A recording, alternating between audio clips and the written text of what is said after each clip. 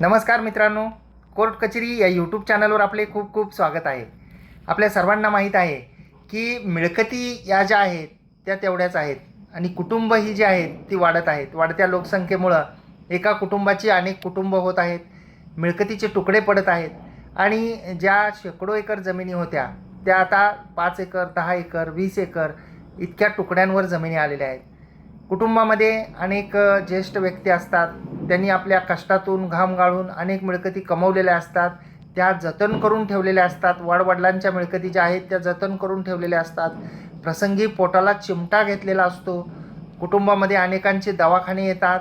अनेक वेळा खूप सारे असे सुखदुःखाचे प्रसंग येतात. त्या प्रसंगामध्ये लग्नकार्य येतात, घरं बांधायचं येतं.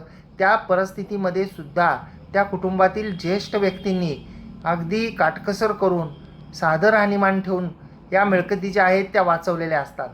आणि जेव्हा कुटुंबामध्ये कलह होतात, मतभेद होतात, कुटुंबाचं वाटप करायचं ठरतं, त्यावेळी आपसामध्ये बसून जर गोडीचे प्रेमाचे संबंध असतील तर आपसामध्ये बसून त्या मिळकतीचं वाटप करायचं ठरवलं जातं.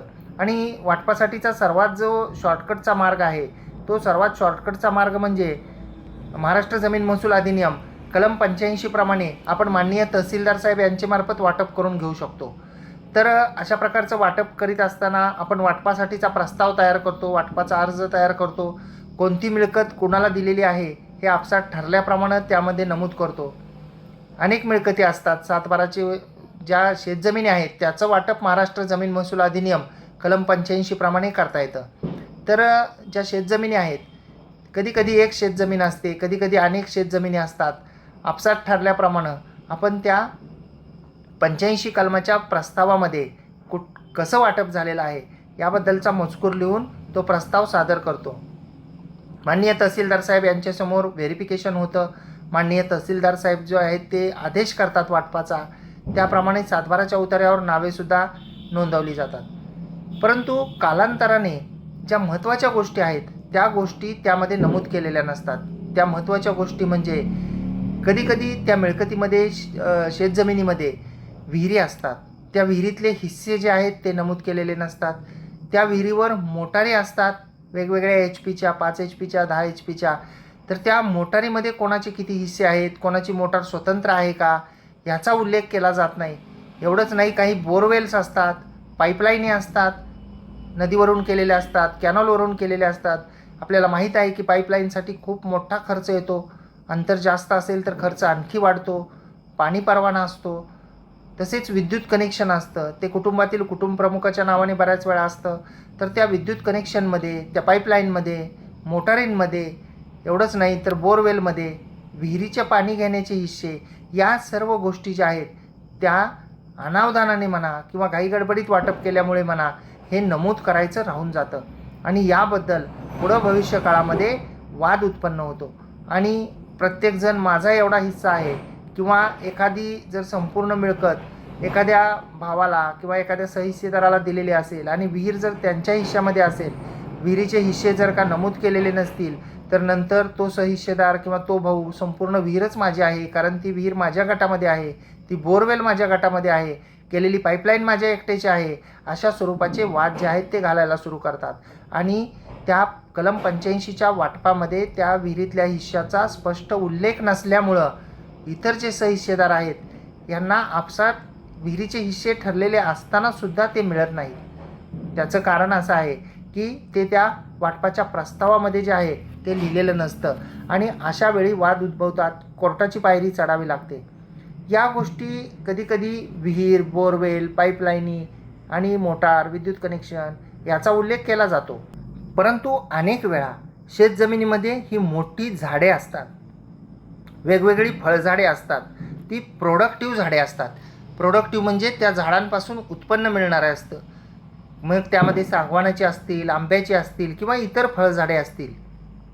तर ती जी मोठी फळझाडे आहेत तर त्या फळझाडांमध्ये कोणाचे किती हिस्से आहेत हे मात्र लिहायचं आपण विसरून जातो आणि त्या झाडांबद्दलसुद्धा वाद निर्माण होतो. बांधावर मोठी झाडे असतात तर त्या बांधावरच्या मोठ्या चिंचेची झाडं असतील, वेगवेगळ्या प्रकारची झाडे असतात ज्याची फळं येतात, ज्यापासून उत्पन्न मिळतं, तर त्याचा उल्लेख जो आहे तो आपण त्या वाटपामध्ये करत नाही आणि त्यामुळं त्याबद्दल नंतर भविष्यकाळामध्ये वाद निर्माण होतो.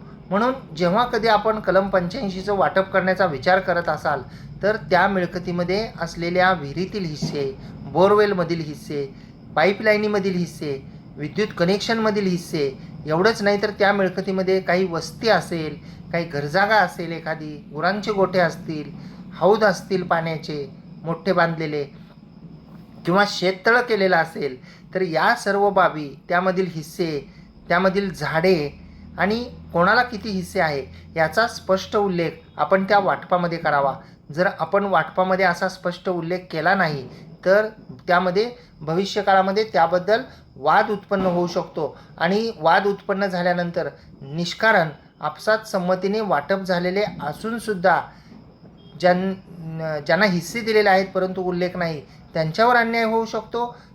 ज्याच्या हिश्श्यामध्ये त्या मिळकती आहेत, ती झाडं आहेत, ती विहीर आहे, बोरवेल आहेत, त्यांचा फायदा होऊ शकतो. म्हणजे आपसात जे वाटप केलेलं आहे ते निष्फळ होऊन जातं आणि शेवटी कोर्ट कचेरीची वेळ ही येऊन जाते. म्हणून जर का आपण कधीही वाटप करत असाल कलम 85चं तर या सर्व महत्त्वपूर्ण गोष्टी ज्या आहेत त्या वाटपामध्ये जरूर नमूद करा. म्हणजे आपला जो आपसात संमतीनं वाटप करण्याचा जो हेतू आहे तो हेतू साध्य होईल आणि कुटुंबातील जे ज्येष्ठ पुरुष असतात, उदाहरणार्थ वडील असतात, तर त्यांच्या समक्ष एकदा हे वाटप झालेलं आहे तर ते वाटप पूर्ण आणि फायनल फुलफ्लेज झालं पाहिजे याची आपण काळजी घ्या. कारण जर आपण वाटप असं अर्धवट ठेवलं किंवा एखादी गोष्ट नमूद करायची विसरून गेली, एखाद्या गोष्ट जाणीवपूर्वक किंवा अनावधानाने राहून गेली तर नंतर भविष्यकाळामध्ये त्या गोष्टीसाठी कोर्ट कचेरीमध्ये वेळ जातो, पैसा जातो आणि सध्या आपल्याला माहीत आहे की पावलोपावली लोक बदलतात. ज्या काही गोष्टी असतील त्या स्पष्टपणे त्या वाटपामध्ये नमूद करा. म्हणजे सर्वांनी आपसात संमतीनं गोडीचे प्रेमाचे संबंध असताना वाटप करण्याचा जो निर्णय घेतलेला होता तो सफल होईल आणि त्या सर्व सहिस्सेदारांना किंवा त्यांच्या पुढच्या पिढींना या वाटपाच्या अनुषंगानं तक्रारी करण्यास कोणताही वाव मिळणार नाही. कारण एखाद्या सहिस्सेदाराला एखादी मिळकत मिळाली, या त्रुटी त्या वाटपामध्ये राहून गेल्या तर त्यांची पुढची पिढीसुद्धा याबद्दल वाद उपस्थित करू शकेल आणि पिढ्यानपिढ्याचं जे आहे ते नुकसान होईल. आपल्याला माहीत आहे की कोर्टामध्ये प्रलंबित केसेसची संख्या खूप आहे, न्यायदानास विलंब लागतो, खूप साऱ्या गोष्टी त्यासाठी म्हणजे कारणीभूत आहेत. परंतु आपण कोर्टाची पायरी चढू नये, आपल्यावरती वेळ येऊ नये. आपल्या कुटुंबाची कोर्टामध्ये केस दाखल झाली म्हणून एक जी मानहानी आपल्या स्वतःला वाटत असते की मला कोर्टात जायची पाळी आली, माझ्याच माणसांच्या विरुद्ध जायची पाळी आली, ही जी मनामध्ये गिल्ट असते, मनामध्ये अपराधीपणाची भावना असते, परंतु खूप सारं नुकसान होणार असतं, त्यामुळं नाईलाजास्तव जावं लागतं, तर या गोष्टी टाळता येतील. म्हणून जेव्हा कलम 85 महाराष्ट्र जमीन महसूल अधिनियमाप्रमाणे आपण वाटप कराल त्यावेळी त्या मिळकतीमध्ये असणाऱ्या सर्वच्या सर्व मी आत्ता सांगितलेल्या छोट्या मोठ्या गोष्टींमध्ये कोणाचा किती हिस्सा आहे याचा स्पष्ट उल्लेख त्या वाटपामध्ये करा. म्हणजे आपला जो हेतू आहे तो साध्य होईल आणि आपल्याला भविष्यकाळामध्ये कोर्ट कचेरी चढण्याची पायरी येणार नाही, वेळ येणार नाही कोर्टाची पायरी चढण्याची.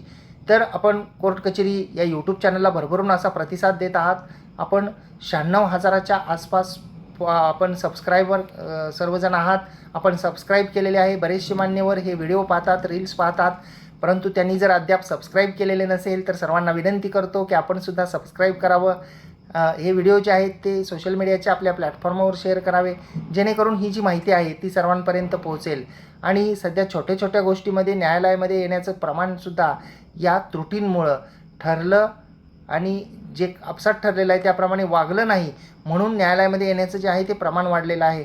आणि एखाद्यावर अन्याय झाला तर त्याला नाईलाजास्तव यावंच लागतं, परंतु ती वेळ येऊ नये म्हणून आपण या व्हिडिओला शेअर करा, ही माहिती सर्वांपर्यंत पोहोचवा. आपल्याला जर व्हिडिओ आणि माहिती आवडत असेल तर या व्हिडिओला एक लाईकसुद्धा करा आणि सबस्क्राईबसुद्धा करा. आपण जर फेसबुक इंस्टाग्रामवर हा व्हिडिओ पाहत असाल तर आपण फॉलो केलेले नसेल तर फॉलो करा आणि लाईक आणि फॉलो करून या व्हिडिओला शेअरसुद्धा आपल्या स्वतःच्या पेजवर करा अशी विनंतीसुद्धा आपल्या सर्वांना या निमित्ताने करतो. आपल्याला सर्वांना दिवाळीच्या पुन्हा एकदा खूप खूप शुभेच्छा. धन्यवाद.